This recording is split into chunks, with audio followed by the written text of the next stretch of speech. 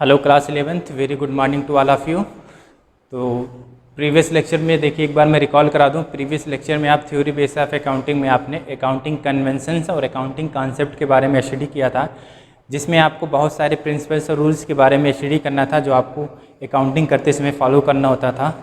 तो देखिए, वो आपको डिस्कस कर चुका मैं। अब आज मैं स्टार्ट करता हूँ आपका बेसिस ऑफ अकाउंटिंग। अकाउंटेंसी का क्या बेसिक्स होते हैं, किस बेसिस पे आप अकाउंटिंग करते हैं। तो बेसिस ऑफ अकाउंटिंग आपकी दो टाइप से होती है। पहली आपकी होती है एक्रूअल बेसिस और दूसरी होती है कैश बेसिस। तो आपको मैंने बताया था एक्रूअल क्या होती है, कैश क्या होता है, ये मैंने आपको पहले ही बता दिया है, फिर भी मैं आपको एक बार रिकॉल करा देता हूँ। एक्रूअल का मतलब होता है आपका, जब आप ट्रांजैक्शन कर रहे हो, जब आप कोई सेल या परचेज कर रहे हो, उसी डेट को आपको क्या करना है, उसकी रिकॉर्डिंग करनी है। ये आपकी एक्रूअल बेसिस ऑफ अकाउंटिंग है। इट मीन्स जब आप आज आपने कुछ गुड्स या कुछ भी आपने एसेट सेल या परचेज किया, तो आज की डेट में ही आपको उसको क्या करना है, रिकॉर्ड करना है, चाहे उसका सेटलमेंट आपको 10 दिन बाद क्यों ना हो। ठीक है, ये तो होगी आपकी एक्रूअल बेसिस। और कैश बेसिस में ये होता है कि आपको ट्रांजैक्शन को तब रिकॉर्ड करना है जब आपको उसका कैश मिल रहा है, जब आप उसका सेटलमेंट हो रहा है। जैसे मैं आपको एक एग्जांपल से समझा दूँ। ये आपका मान लीजिए एक अकाउंटिंग पीरियड है, ये 1 अप्रैल से 1 अप्रैल है, ये 31 ऑफ दिसंबर है, 31 ऑफ मार्च है, सॉरी दिसंबर नहीं, 31 ऑफ मार्च।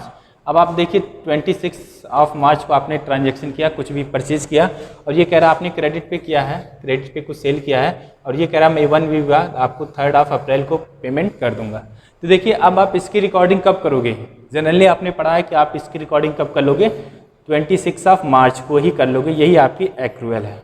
और कैश क्या कहता है, जब आपको 3 ऑफ अप्रैल को कैश मिलेगा तब आपको इसकी रिकॉर्डिंग करनी है। ये आपकी कैश बेसिस है। तो पूरे वर्ल्ड में cash basis of accounting follow नहीं की जाती है। आप देखोगे तो आपकी कौन सी अकाउंटिंग फॉलो की जाती है, accrual basis of accounting he follow की जाती है। तो देखिए, इसके बारे में मैं डिस्कस कर लेता हूँ। अब थोड़ा सा इसके डिफरेंस में लिख लीजिए, क्योंकि बेसिस ऑफ अकाउंटिंग 2 नंबर के क्वेश्चन में कभी कभी पूछ लिया जाता है क्या क्या आपकी बेसिक हैं। तो देखिए इसका पहला आपका इसमें, both cash and credit transaction are recorded. Both cash and credit transactions are recorded. इसमें आपका दोनों ट्रांजेक्शन रिकॉर्ड होगा। और कैश बेसिस का मतलब only cash transactions are recorded, only cash transactions are recorded. तो देखिए, अब मैं आपको दोनों में डिफरेंस राइट करवा रहा हूँ, एक्रूअल बेसिस और कैश बेसिस में। तो एक्रूअल बेसिस में आपको कैश और क्रेडिट दोनों ट्रांजेक्शन रिकॉर्ड किए जाते हैं, जबकि आपका कैश बेसिस में ओनली कैश ट्रांजेक्शन रिकॉर्ड किया जाता है। सेकेंड देखिए आपका क्या है, इससे आपको करेक्ट प्रॉफिट और लॉस प्राप्त होता है, एसर्टेन करते हैं आप इससे करेक्ट प्रॉफिट और लॉस। देखिए, करेक्ट प्रॉफिट और लॉसेस इज एसर्टेन। ऑब्वियस सी बात है, जब आप सारे ट्रांजेक्शन को जिस डेट में करो इजीली रिकॉर्ड करोगे तो आपको करेक्ट प्रॉफिट और लॉस पता चल जाता है। और इसमें आपको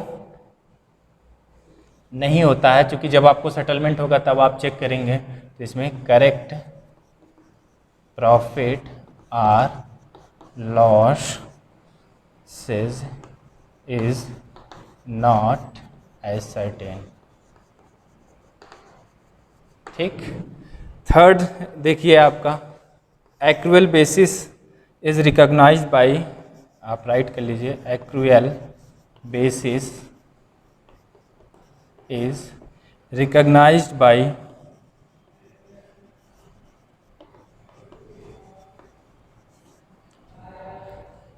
Company Act 2013। और इसके लिए भी लिख लीजिए, इसके लिए कोई भी कंपनी एक्ट नहीं है, तो no recognition bye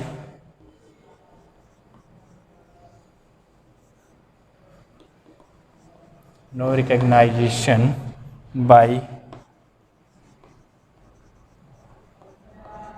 Company Act 2013।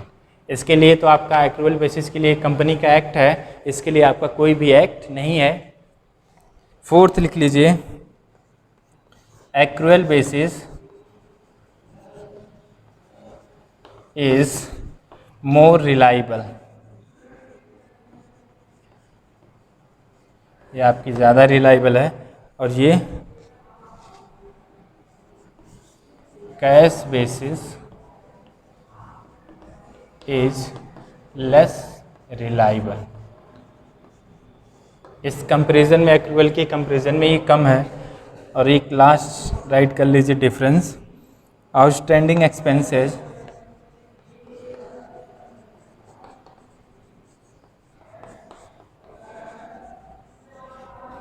Are prepaid expenses are adjusted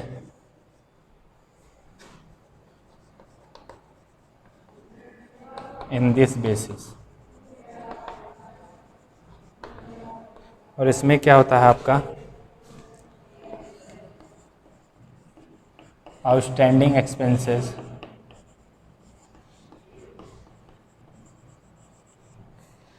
और प्रीपेड एक्सपेंसेस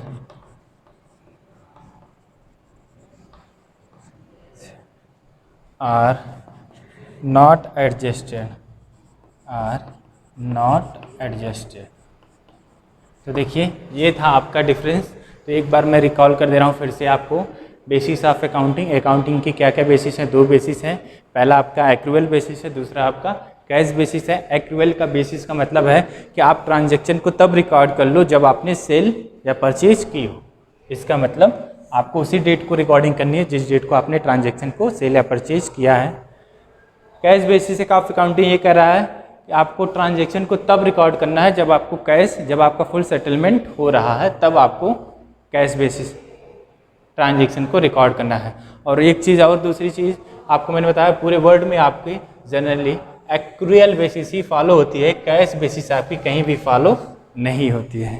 ठीक है, अब इसमें देखिए डिफरेंस देख लीजिए। एक्रूअल बेसिस में पहला डिफरेंस है, देखिए एक्रूअल बेसिस में दोनों आपके कैश और क्रेडिट दोनों ट्रांजैक्शन रिकॉर्ड होते हैं, जबकि कैश बेसिस में ओनली कैश ट्रांजैक्शन ही रिकॉर्ड होंगे। सेकेंड आप देखिए, जब आप सारे ट्रांजैक्शन रिकॉर्ड करोगे एक्चुअल डेट में तो आपको ऑब्वियस सी बात है करेक्ट प्रॉफिट और लॉस मिलेगा। और जब आप देखोगे जब मुझे पैसा मिलेगा तब रिकॉर्ड करूँगा, पता नहीं कब मिलेगा, तो उस केस में आपका करेक्ट प्रॉफिट और लॉस असर्टेन नहीं हो पाता है। एक्रूअल बेसिस जो ये आपकी अकाउंटिंग है, ये कंपनी एक्ट 2013 के द्वारा रिकॉग्नाइज्ड है। इसके ये कंपनी एक्ट के द्वारा रिकॉग्नाइज्ड है, इसके लिए कोई भी रिकॉग्नाइजेशन एक्ट नहीं है। ये आपकी मोर रिलायबल है, बहुत ज़्यादा रिलायबल है। In comparison to accrual basis, cash basis is less reliable. और एक्रूअल बेसिस में देखिए आप आउटस्टैंडिंग एक्सपेंसेस और प्रीपेड एक्सपेंसेस को क्या कर सकते हो, एडजस्ट कर सकते हो, बट इसमें आपका कोई भी एडजस्टमेंट नहीं होता है। तो ये था हमारा बेसिस ऑफ अकाउंटिंग। आज के लेक्चर में इतना ही। नेक्स्ट लेक्चर में हम जो मैंने आपको बताया था अकाउंटिंग इक्वेशन, उस पे बेस उसको स्टडी करेंगे और उस पे बेस क्वेश्चन सॉल्व करेंगे। सो अभी तक जो आपने पढ़ा है प्रिंसिपल्स फर्स्ट चैप्टर में जो आपके टर्म्स हैं, बेसिक अकाउंटिंग टर्म्स और प्रिंसिपल्स अकाउंटिंग के बारे में, वो एक बार आप फिर से रिकॉल कीजिए, क्योंकि नेक्स्ट लेक्चर में आपको उन सब की नीड होगी। सो आज के लिए इतना ही। Thank you.